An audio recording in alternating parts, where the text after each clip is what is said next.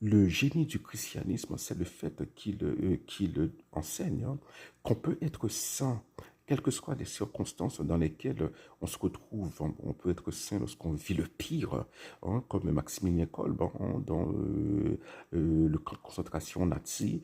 On peut être saint lorsqu'on mène une vie normale. Par exemple, le premier saint vénézuélien, José Gregorio Hernández, médecin, qui a été renversé par une voiture alors qu'il allait chercher des médicaments pour une femme pauvre. On peut être saint lorsqu'on a de l'argent. Bon, le vénérable Pierre Toussaint, coiffeur à New York, bon, il est devenu riche.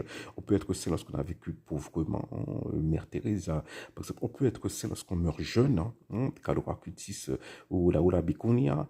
On peut être saint lorsqu'on a vécu longtemps, comme le saint curé d'Ars. Voilà.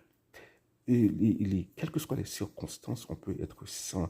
Et être saint, c'est reconnaître deux principes fondamentaux de la vie et régler sa vie selon ces principes. Le premier principe, c'est que ici-bas, nous ne sommes que de passage, nous sommes en pèlerinage, et que la vraie vie commence après la mort, contrairement à ce qu'on dit. La mort, c'est pas la fin de la vie, c'est le début de la vie. Les morts sont plus vivants que nous.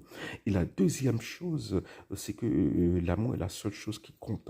Euh, c'est pas la plus importante, c'est la seule chose qui compte. C'est la seule chose qu'on emportera avec soi. La seule chose qu'on emportera avec soi, c'est l'amour qu'on aura donné autour de soi, ici-bas sur Terre, durant notre vie. Voilà, dans l'amour que nous aurons donné dans le train-train quotidien, voilà, de la grisaille quotidienne.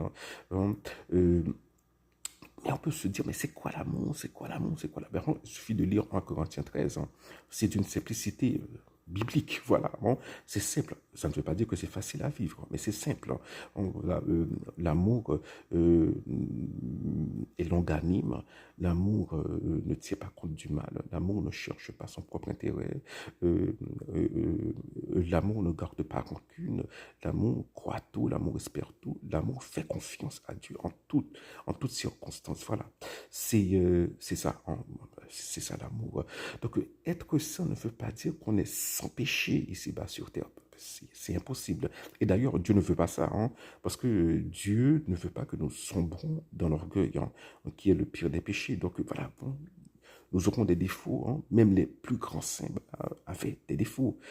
Et c'est la sainteté, c'est d'essayer sincèrement et avec beaucoup de ténacité, de vivre l'amour de Dieu durant sa vie.